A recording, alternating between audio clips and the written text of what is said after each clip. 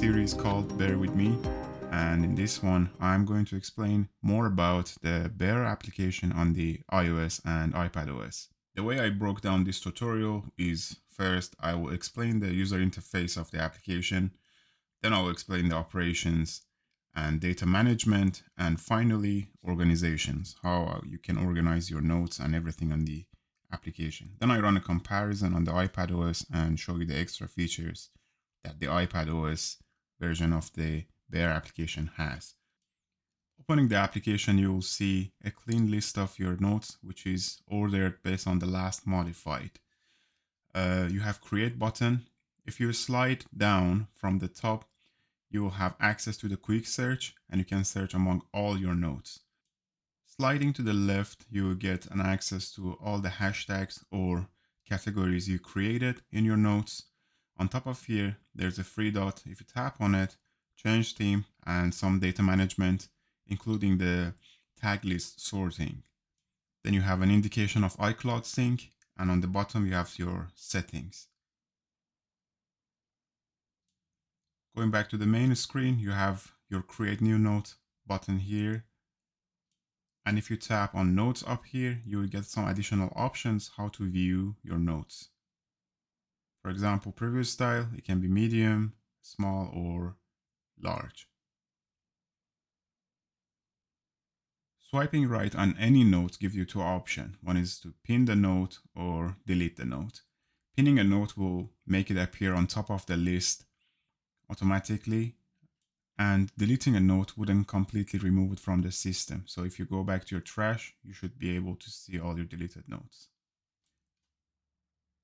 Here on top of the list, you have a series of categories: untagged, which is working as your inbox, to-dos, and today unlocked, which I will be explaining them later. And going back to the categories, if I swipe right on any category, I should be able to pin it on top of the list. And of course, I'm able to unpin it as well. When I tap on any note, I get a series of options by tapping on three dots here: search, toggle stats, toggle history, navigation, which is useful when you navigate a lot between your categories, but it takes a lot of space in mobile applications, so I'd rather to turn it off all the time. Beside that, the important ones are typography, export, copy as, copy link to note, and share, of course. For example, in typography, you can individually set your text font, heading to your desired font, and this is how your note's gonna be appeared. You can back up all your notes via this option, backup all notes. This will store it in a file with the extension bear to back, and then using restore option, you can of course restore from the bear to back file. Then you can import notes using import notes option here. This will support a lot of standard extension on the market, and I tried it a couple of times and it's highly reliable. And again, from this menu, if you wish to change the sorting of your tags, you can sort them based on the title or number of notes on each individual category. One of the greatest features that Bear has is ability to capture the content from the web. So if you want to keep any content of the web, you can share it to Bear, and then you have option to web page contents, which capture everything from the page. You can just get the title, link, and linked. So let's try the web content. And if I go back to my Bear application, I should see the contents being fully scrapped here, including links, images if exist, and GIF files. I use this feature a lot if I'm researching on something and I want to keep the pages on my app as a note. This gives me ability to capture any content on the web as a note. Let's discuss operations a little bit. If I two-finger swipe down on the notes, I should be able to apply changes on multiple notes now. So I can pin, move to trash, duplicate, archive, add password, and do specific operations which are very helpful to speed up once applied on multiple selected notes. Copy the links of multi-selected notes, for example. If I select and paste it, I have the link to multiple selected nodes now. Let's check another operation. For example, if I select 2 nodes and duplicate these nodes, then I should have identical nodes. I can as well select all these 4 nodes together and merge them. So now all these are basically merged into a single node. Once inside the node, I have some quick operations, which appears as a narrow bar on top of your keyboard. So it's undo, redo, a hashtag, which basically adds a title or a tag itself. You can do hashtag, for example, here and apply tag or sub tags. Then let me quickly change these fonts because these are annoying. All right, then you have ability to insert link to other nodes. So if I open 2 square brackets and start typing, it will give me a list of the nodes that I have in my system. Beside that, so this is not created. If I tap on it, I should navigate to that node. And then let's say I insert a node that I don't have a link to, a non-existent node. So as soon as I tap on this one, Bear will create this node for me. It doesn't exist, but there's a link to it. So if I tap on it, then it's getting created. There are a lot of operations here. So this is your navigation on the left-hand side. I can navigate up, down, and left and right.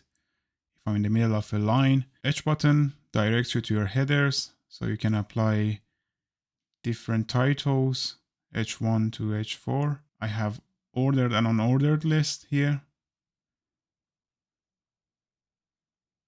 And also quote goes here. This is your to-do, so you can insert to-dos in your node. And when you insert any to-do in the node, then your node will appear in the to-do section as well. So which means that if a node contains any to-do, then in your to-do section, you should be able to see the node, unless you set it to done or completely remove the to-do. Then it will disappear from this section. Another important operation is code block. Using this extensible button, you can insert a line of code, a block of code, or metadata, which sits on top of your nodes. So here you can see the property, then I can insert any metadata to my node. Another useful thing is date time. So you can insert date time directly to your node or to your title. For example, this is very useful when you want to create journals and you want to just set the date time to today in a quick way. Then you can insert external link using this button, which takes a title and the URL address, and it inserts the external URL. Something you need to be mindful of always is that Bear supports Markdown. So, for example, I'm adding this strike through here via the operation. This is also feasible via adding the character. So instead of the operation, I can directly add the character and create anything that Markdown supports. So you should be mindful of it. For example, you can create a strike through this way instead of using the command. You can create titles, you can create ordered lists, for example. You can create an ordered list using hyphen dot and then a space. And this ordered and unordered list then can be modified via tabs to a child or a parent. So this is what makes Bear very powerful. It allows you to use a combination of Markdown and commands. Let's discuss organization now. How can you manage notes in Bear? So adding a hashtag, I can create a section, and as fast as I create this, I should be able to see it in my categories. So it's as simple as that. You create your hashtag, the category appears. Then a category can have subcategory. So let's create a new note, and in our new note, we want to put it in a separate category, which is under the newly created hashtag just now. So it will be a subcategory of top branch. As you can see, it's collapsible now. If I expand it, I can access this subcategory. Then selecting the category should show me everything, including the children's of that category. A note can also belong to more than one category, so your note can be placed into infinite number of categories. So for example, this one belongs to my main and technical. And if I click on any of these categories, I should see that the note exists there, the newly created note. So on top of these categories, there are default categories untagged, which works as your inbox. This is how I would like to look at it. Anything that you create will dump here. Is like a place for you to quickly capture. Then you have today's, which contains everything you created. Your lock notes, which anything you add password to will appear here. To-dos, we already discussed it. So any note that contains a to-do will appear in this section. Let's discover some of the settings now.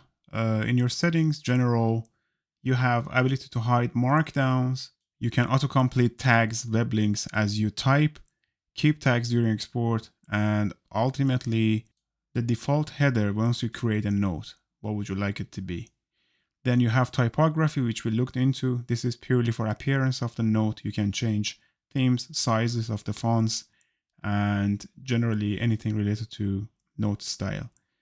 You have web content options, which we discussed earlier. You can tell it to import images and also web links when you scrap a web page. Then privacy, of course, you can lock Bear application totally. On the appearance department, we have a generous number of themes to select it from, dark and light, and majority of them are pros. App icons also a pro feature. Then you have iCloud Sync, which syncs your notes among all your devices. Okay, let's check the rotated interface. On the landscape, as you can see, we get a free column option, and we can swipe to get into the Zen mode, and we just completely focus on the note now. And then if we swipe to the right, we should be able to see the categories on the left-hand side. This I would say is most useful when you have an external keyboard connected and you don't see the digital keyboard taking over all the spaces. Next, we are going to take a look at the iPadOS version of the Bear, and I would tell you that everything is literally the same. So settings, commands, appearance, as we saw in the landscape on iPhone, ability to operate on notes and swipes, gestures, everything literally is the same. Just the best feature that you get out of the iPadOS version is ability to annotate, which is what iPad is mainly designed for with the Apple Pencil. So if you go to your commands, you should be able to insert a annotation, and this gives you the Apple Notes interface for digital drawing.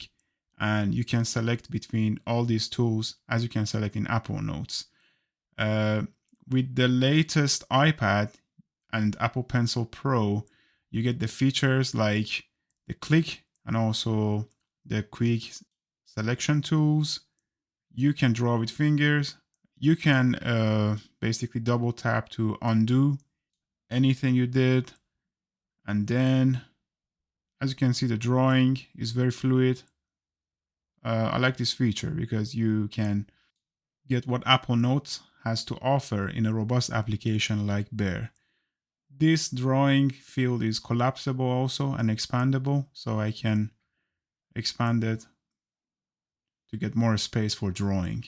Tapping on these three dots, I will get more interface features like the ability to add guides to the note, or share, copy, delete, or clear the drawing. All right, that was all. This is the end of this Bear With Me series. If I see any need for any upcoming features, I'll create new videos. And I hope you enjoyed it. It was useful for you. Give it a thumbs up and let me know in the comment section if it was in any way helpful for you. I'll see you in the next one, and thanks. Bye-bye.